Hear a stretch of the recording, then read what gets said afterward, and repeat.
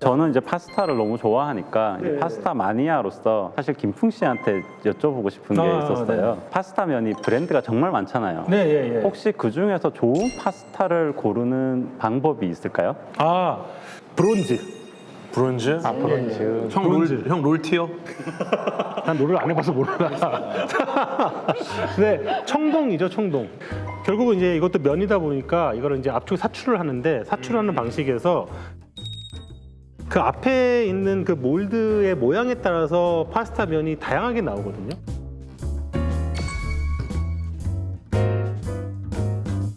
그러니까 밀면은 얘가 꼬이면서 나와. 이렇게 나오는 거군요. 그래서 중간에 툭툭 자르는 거예요, 이렇게. 네네네네. 예, 이런 식의 이제 앞에 고거에 따라서 이제 가격대가 좀 달라지기도 하고. 예. 근데 요거를 이제 크게 보면은 브론즈로 하는 게 있고 또 테프론으로 하는 게 있는데 예. 테프론 같은 경우는 이제 되게 노란색이 매끈하게 뽑아져요. 매끈한 코팅 때문에 매끈하게 뽑아지는데 어떤 것들은 살짝 허옇게 분이 약간 좀 묻어 있는 게 있어요. 약간 거친 느낌. 예. 이제 이런 경우는 이제 거의 보통 구리사출로 많이 뽑고 브론즈, 청동으로 만든 것이 확실히 좀 맛있습니다. 거친 면으로 나오게 되니까 당연히 그만큼 분이 많이 붙게 되고 이만큼 당연히 소스가 잘 붙겠죠. 네네. 예. 아예 봉지 자체에 브론즈 아니면 브론조, 이제 이탈리아 말은 브론조라고 하는데 써 있어요, 그게? 네, 써 있어요 앞에. 아예 맛이 예, 예. 다르군요.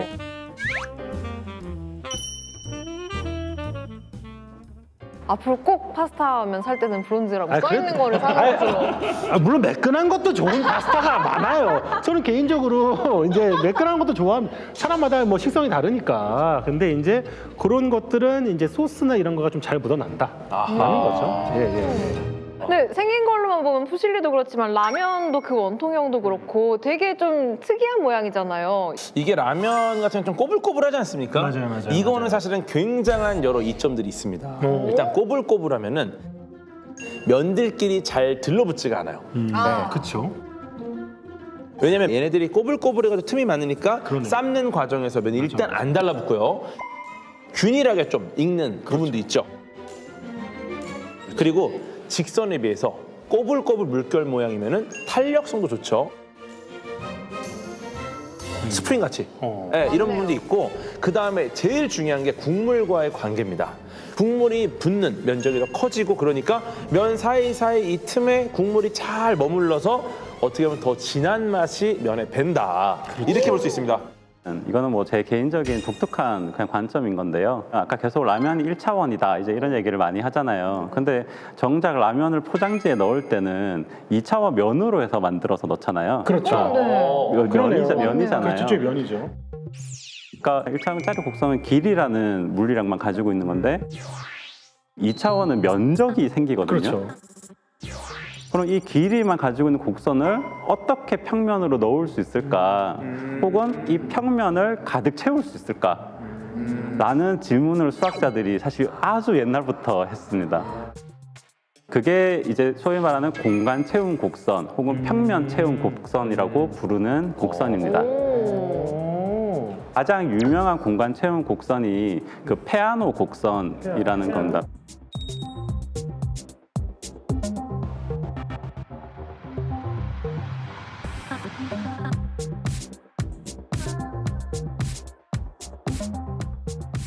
그래서 페아노 곡선 그림을 보시면 네네. 정말 딱 라면 모양처럼 생겼어요. 정말요? 예. 일단 솔직히 얘기해서 저 이해가 잘 안 돼서 얘기하는 건데 예를 들면은 곡선을 집어넣는 거잖아요. 결국 선을. 그러면 사실상 그냥 이렇게 해서 집어넣어도 되는 거잖아요. 그렇죠. 근데 아무리 세밀하게 집어넣더라도 그 사이에 틈이 있다는 거죠. 일종의 그 이제 폰으로 치면은 접어지는데 요 사이에 여기에 틈이 있는 것처럼. 그렇죠. 이게 아무리 잘 접어도 정말 완벽하게 접지 않는 이상은 항상 그 안에 틈이 이론적으로 반드시 있을 수밖에 없다라는 겁니다. 접는데 곡선에 틈이 그 있으니까. 틈마저 없애는 이론적인 방식이라는 거죠, 그러니까. 그렇죠. 그 왜냐면 이론적인 우리가 것을 바로 프랙탈이라는 구조를 사용을 해서 틈조차 다 없이 채울 수 있다. 근데 물리학자들은 거의 고민 안 하는 문제이긴 한데요. 그 이제 물리학에서도 이 선으로 면을 만드는 문제가 아주 중요하거든요. 그래요? 왜냐하면은 이런 물체가 움직인다는 얘기는 이 공간산에 선을 남기는 거예요. 얘가 움직이는 그렇죠. 것을 따라가면은 이게 궤적이 나오잖아요. 그렇죠. 그럴 때 이제 물리에서는 예를 들어 뭐 어떤 조건들이 주어지면 일반적으로 이런 운동들은 어떤 면을 형성하게 돼요. 일반적으로. 네. 그래서 우린 그냥 자연스럽게 언제나 면이 나온다고 하고 이제 거기를 다 채울까 안 채울까는 당연히 채우는 거 아니야? 이렇게 막 다니니까. 저는 물리가 맞는 것 같아요. 저는 물리 쪽이 근데 맞는 것 이제 저희도 같습니다. 걱정을 하거든요. 이게 정말 다 채우는 건 맞아? 그러면 이제 수학자들이 알아서 하겠지. 수학자들이 증명했을 거야. 증명했을 거야. 그러니까 수학자가 틀리면 다 그러네. 완전 망가지는 엄청 거야, 전부 중요한 다. 일을 하시는 거네요. 도미노처럼 우르르르. 다 틀리는 거야. 맞아요. 그러니까 수학이 잘해야 돼요. 사실은 이제 무엇보다 핵심은 유탕면이잖아요.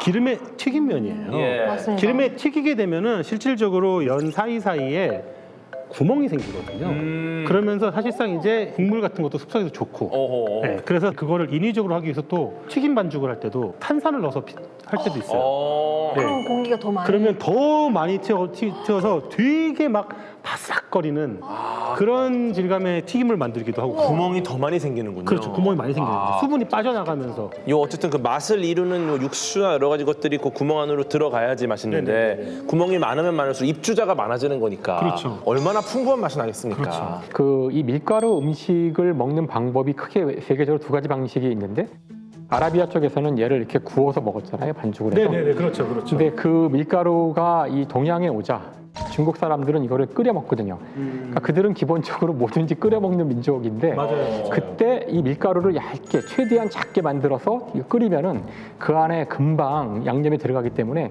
아주 짧은 시간 동안 조리를 할 수 있어서 만들어 먹었다고 해요.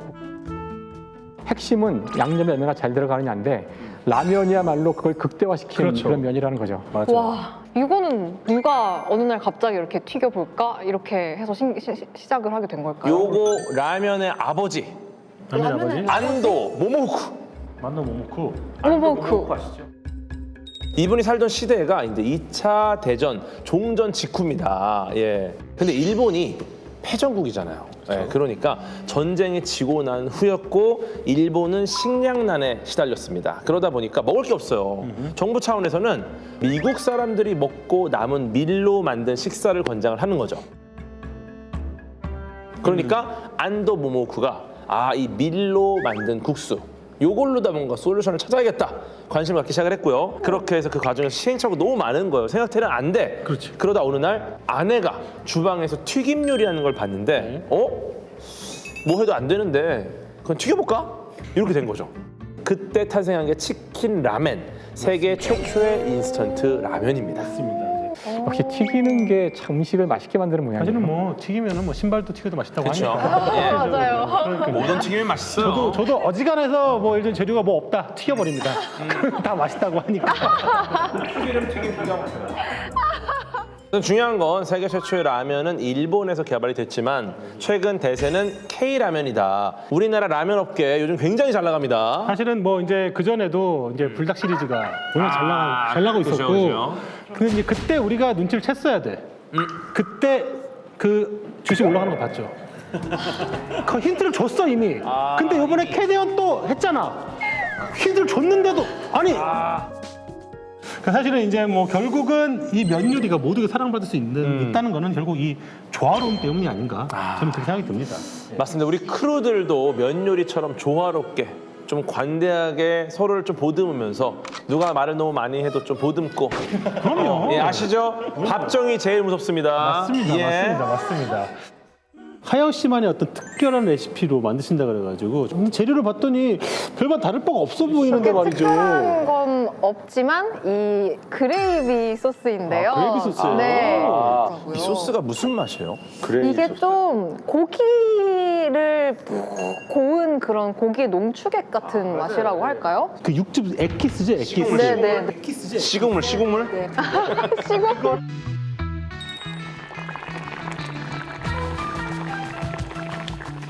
로꼬모꼬라는 음식이 너무 맛있는 거예요. 그게 이제 그레이비 소스랑 그리고 고기 이런 것들을 한가득 담아가지고 만들어주는 그런 건데 아, 그걸 먹으면서 딱 든 생각이 지금은 짜장라면이랑 같이 먹으면 너무 맛있겠다. 이런 생각이 딱 들더라고요. 그래서 얘기를 하면서 한번 면을 익혀보도록 하겠습니다. 저는 그레이비 소스랑 짜장라면이 이 조합이 나는 상상을 못 해본 거라. 김풍 셰프님과 대결인가요? 어떤 걸 준비해 예, 오셨죠? 15분 만에 대결 한번 해볼까요? 저는 오늘 한 수 배우러 왔어요. 냉장고 없습니까? 없고요. 알겠습니다. 이제 면이 좀 익어가는 동시에 이것도 혹시 푹 익히십니까? 짜장라면도? 아니요, 짜장라면은 타이밍이 또 좀 이른 타이밍이 좋더라고요. 꼬들러. 네. 아, 좋습니다. 그런 김에 바로 이제 옆 팬에다가 불을 켜서 네. 기름을 살짝 부어주고 조금만 기다리겠습니다. 좋습니다. 면이 잘 익어가고 있군요. 시간이 없는데? 괜찮습니다, 괜찮습니다. 아니 불을 약간 좀 줄여도 되니까. 저희는 이렇게 쳐다보는 역할인가요? 파를 좀 볶아주시겠어요? 좋습니다. 네, 파기름을 만들어 주시죠. 제가 파기를 만들겠습니다. 감사합니다. 할 줄 알아? 그동안 면을 파를 넣으면 돼. 네. 야. 아 비닐. 나 진짜. 야 폴리포트. 방송의 묘미야. 나 진짜. 이게 또 방송의 매력적으로 살리는 거죠. 제가 할게요. 제가 한번 해보겠습니다. 뭔가 불안해 지금. 저는 요리 굉장히 좋아합니다. 알겠어요. 예. 이제 물 달아 버리시고. 자, 파가 조금 이제 기름이 올라왔을 때 파기름을 낸 거에다가 면을 넣는 거네요. 여기까지. 벌써 맛있네. 여기서 보여주죠. 이제 해주세요. 바톤 터치. 이제- 바톤 터치. 네. 해주세요. 사실상 그냥 서 있는 건 똑같았습니다. 오. 파기름을 냈잖아요. 예. 수분감 있는 면을 넣었잖아요. 이제 에멀전 현상이 벌어집니다. 기름 이제 워톡식 워톡식으로 일주일에 두 번은 워토씨. 진짜 좀 치시네요.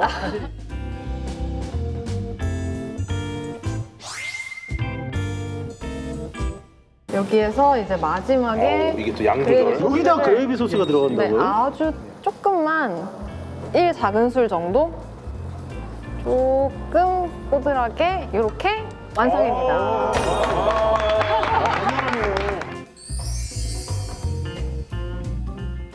일단 향을 먼저 오. 잠깐만 이거 기대되는데요.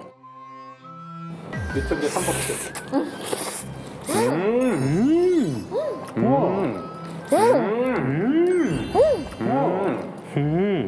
제가 좋아하는 면발이에요. 아 그래요? 이 정도? 유턴제 3법칙. 워낙 짜장이 강하긴 한데 느끼신데요 그래서 옆에서? 이제 옆에서 살짝 추가해서 파마산 치즈인가요? 좀 더 강하게 좀 맛을 좀 느끼고 싶어가지고 저도요.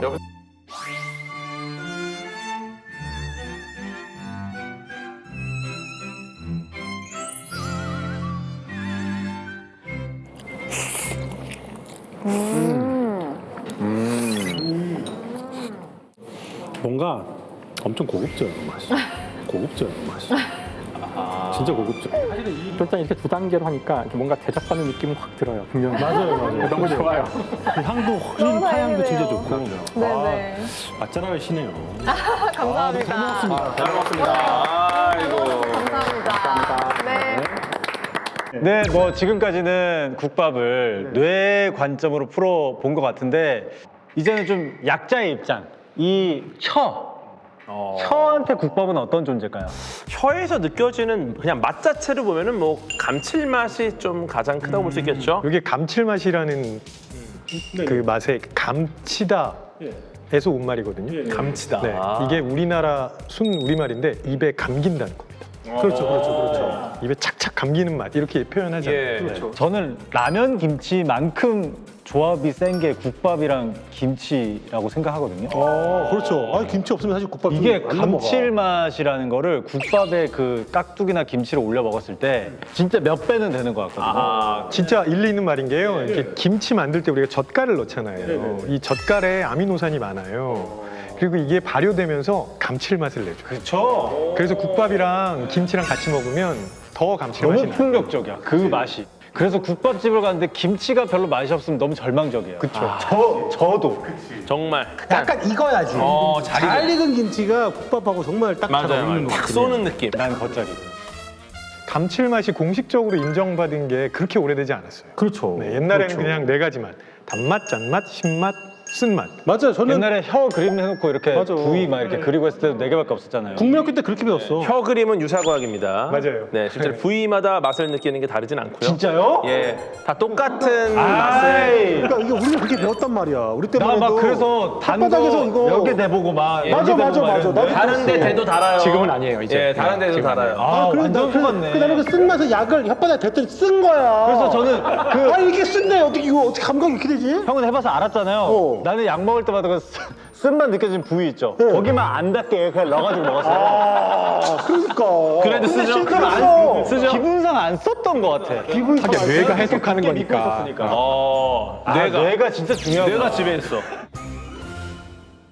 이 감칠맛이라는 걸 누가 발견했냐면 일본 사람이었어요. 이케다 기쿠나에라는 화학자가 발견을 했는데 스토리가 되게 재밌어요. 오.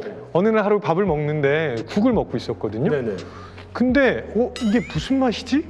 내가 알고 있는 네 가지 맛과는 다른 맛이 나는데 이런 생각이 든 거죠. 그래서 국을 만들어준 아내한테 물어봤습니다. 이거 어떻게 끓였어? 다시마를 넣었답니다. 다시마를 이렇게 우려가지고 국물을 냈다는 얘기를 듣고 아 그럼 여기 내가 모르는 무언가가 있겠구나 하고 다시마 국물을 농축을 시킵니다. 그래서 거기에서 30g 정도 되는 아주 작은 결정체를 얻었는데 이게 글루탐산 덩어리였습니다. 이게 그 선산이. 이게 글루탐산입니다. 네. 그래서 거기에다가 일본 말로 우마미, 우마미. 우리나라 말로 감칠맛이라는 이름을 붙인 거죠. 그래서 이제 5번째 맛을 영어로는 그냥 우마미라고 합니다. 근데 이거는 지극히 개인적인 어떤 탐구와 맛으로 결정된 거고 이게 과학적으로 증명을 어떻게 받은 거예요? 아 이게 한참 동안 인정을 못 받았어요. 서양 학계에서는. 근데 결국은 우리가 무슨 맛을 느낀다는 거는 우리 혀에 그런 수용체가 있어야 되거든요. 그 2000년대 들어서 발견이 됐습니다. 감칠맛에 반응하는 수용체. 네. 그래서 확실하게 5번째 맛으로 인정을 받은 거죠.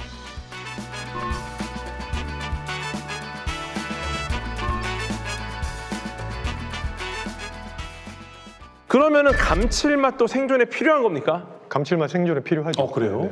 아주 필요하죠. 사실 이 맛이란 거는 우리가 생존에 필요한 것을 입에 넣도록 하기 위해서 꼭 필요한 거를 입에 넣었을 때 기분 좋게 하는 그게 맛의 중요한 기능이고 또 하나는 먹지 말아야 할 것을 골라내는 이 두 가지가 제일 중요한 건데요. 그러니까 단백질, 지방, 탄수화물이 있는데 네네네. 탄수화물은 쪼개지면 포도당이 돼요. 그게 단맛이에요. 그렇죠. 아 단맛이죠. 그러니까 탄수화물은 기본적으로 달기 때문에 계속 먹어줘야 되는 거고 그렇죠. 네. 그러니까 먹으면 단 건데 네네네. 걔는 에너지로 쓰고 남으면 지방으로 저장하죠. 그렇죠.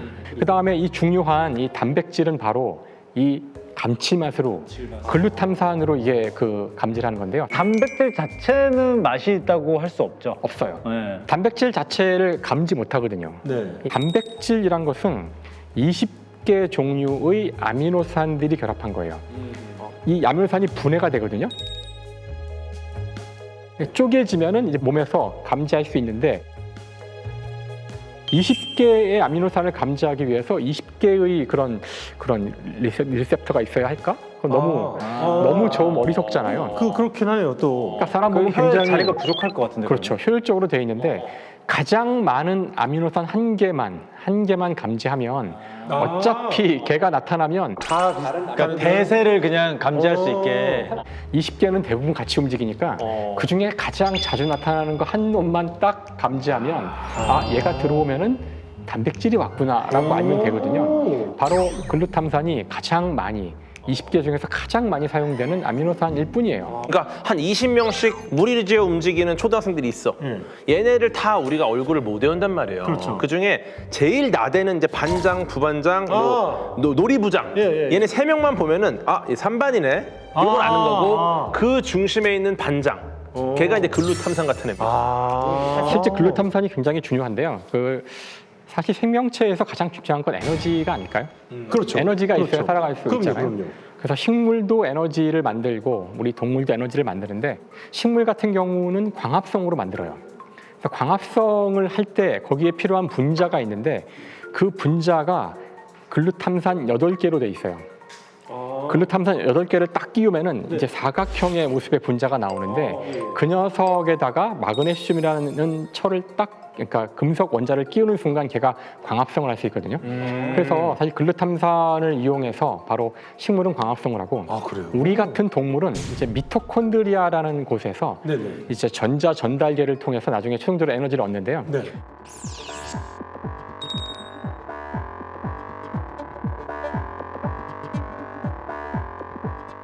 전자 전달계 사이토크롬이라는 분자가 있어요. 그 분자 이름은 복잡하지만 이 녀석이 뭐냐면은 그 한가운데 철 원자를 딱 넣으면은 이게 드디어 전자 전달해서 에너지를 뽑아내는 기관이 되고 뿐만 아니라 우리 혈관을 통해서 피가 움직이는데 헤모글로빈이 바로 똑같은 구조인데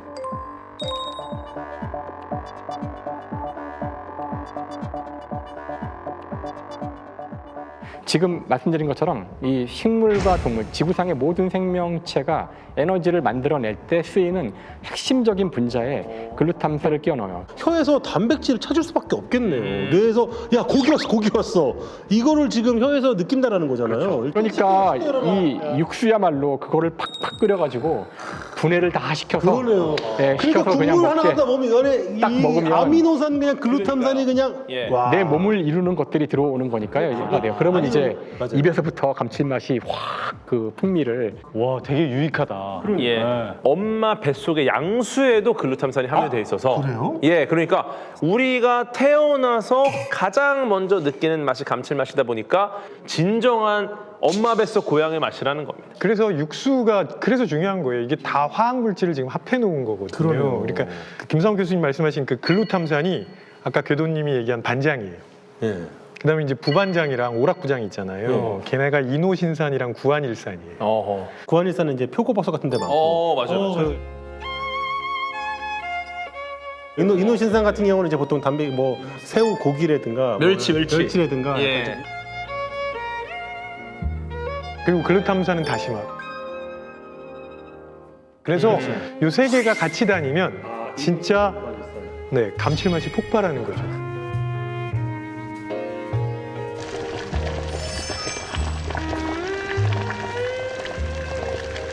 근데 지금 우리 김태형 교수님 맛공식 아직 안 하셨습니다. 아, 네. 오늘 패스하십니까? 아, 제가 오늘 조금 신중하게 네, 처음 나왔으니까 아 기대됩니다. 야, 네네. 제 맛 공식은 국밥은 장맛보다 뚝배기 맛이다. 뚝배기는 맛이 없는데. 뚝배기는 무미 아닙니까? 뚝배기요? 뚝배기 혀 대봐봐요. 이거 쪼개 먹습니까? 아무 맛도 안 지금 나요. 뚝배기에 담겨 있잖아요. 뚝배기. 네. 안 맞다. 좀 쓴데요. 예, 중금속인데요. 쎄맛. 아니 국밥을 뚝배기에 담아서 나오는 이유가 있어요. 오래 유지하려고. 국밥 자체가 전문 용어로 말씀드리자면은 열존들이 낮고 비열이 큰 용기에다 담아야 된다는 겁니다. 그쵸. 이게 네. 핵심이에요. 열은 높은 온도에서 낮은 온도 흐르거든요. 근데 이제 예를 들어 구리 접시 같은 거. 손 대는 순간 너무 차가워요. 그냥 놔두면은 그 이유가 내 손의 온도를 차가운 구리 접시가 빠르게 뺏어갑니다. 네, 열전들이 높이면 이렇게 에너지를 빨리 뺏어가요. 그런데 이 뚝배기 어떻습니까? 국밥을 담는 뚝배기는 흙으로 구워서 만든 세라믹입니다. 얘네들은 열전들이 낮으니까 펄펄펄펄 끓는 이 국밥의 온도가 천천히 빠져나가죠. 끝까지 국밥을 뜨끈뜨끈하게 만드는 바로 이 뚝배기의 핵심, 요 아이디어가 국밥의 정신입니까? 그쵸? 국밥은 역시 뚝배기 맛이죠. 좋습니다. 왜냐하면 이게 이거 뭐 둘이 뭐 짜고 오셨나요? 이게 티키타카입니다. 예. 여기에 담겨 나오니까 우리가 급하게 먹을 필요가 없어요. 이게 그렇게 쉽게 식지 않으니까 맞아요. 여유를 가지고 먹을 수 있거든요. 특유의 그 투박하고 그다음에 따뜻한 질감 이런 게 있잖아요. 그래서 맞네요.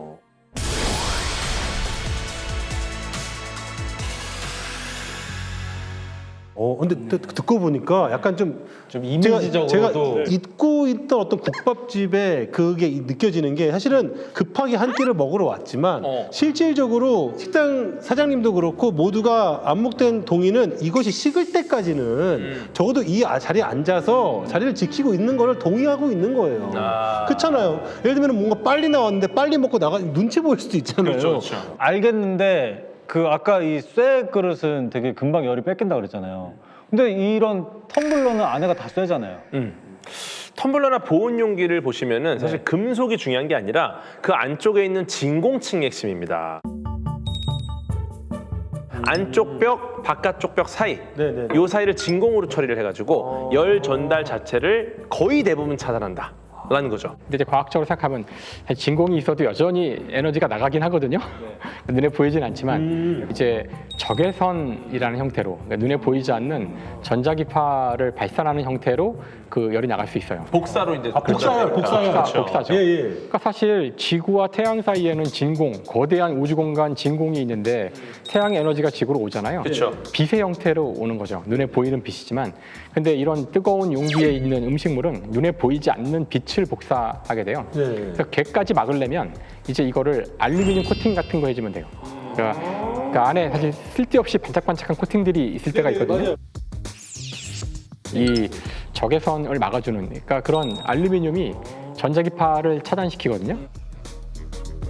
잘 아시겠지만 우주 공간에서 특히 중요하잖아요. 그렇죠. 너무너무 중요하죠. 우주 공간에서 이 열을 너무 얼지 않게 하거나 아니면 태양광을 막거나 이럴 때 빛을 또는 온도를 여기 차폐시키기 위해서 알루미늄으로 된 되게 얇은 막 같은 걸 쓰는데요. 알루미늄 막 같은 거를. 그래서 그걸 이제 일반인들이 이용할 때에도 이제 추울 때, 추운 날에 알루미늄 담요 같은 거 있어요. 맞아요. 얇고 한 거. 이제 그런 것들을 쓰면은 적외선을 막아낼 수 있기 때문에 열을 이 뺏기는 거를 막아낼 수 있어요. 그렇죠. 그 맞아, 그 담요 맞아. 근데 국밥 관련해서 제가 하나 궁금한 게 있어요. 그 국밥은 이게 신기하게도 이렇게 혼자 먹는 확률이 제법 큰 음식 같거든요.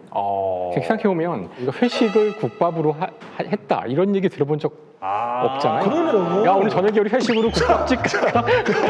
그런 자, 오늘 저녁 회식 국밥입니다. 저희 우리 입실실 제작진분들 저희 뒤풀이 한번 쏩니다. 예. 제가 국밥으로 씁니다. 아까 형이랑 두 분이 얘기한 게 저는 되게 중요한 것 같거든요. 다른 음식 먹을 때는 우리가 좀 이렇게 오잖아요. 근데 국밥은 내가 가. 그리고 코 박고 이러고 먹어야지 왠지 맛있는 느낌이야. 어우 맛있다. 든든하다 벌써. 국밥은 이렇게 먹는다며. 네, 맞아요. 그렇지. 그러니까 이게 이 포즈가 되게 익숙하다 보니까 뭔가 식당에 들어가도 사람들이 나를 이렇게 볼 것 같지 않고 다들 그냥 이렇게 맞아요. 머리를 박고 먹을 것 같은 느낌이 드니까 그러네요. 훨씬 더 그래서 심리적으로 혼자. 편하게 가서 혼자 먹을 수 있는 것 같아요. 맞아요. 그러네. 확실히 좀 개인적인 음식이죠. 완전 개인적인 예. 음식이죠. 국밥은 반찬이 거의 없잖아요, 보통.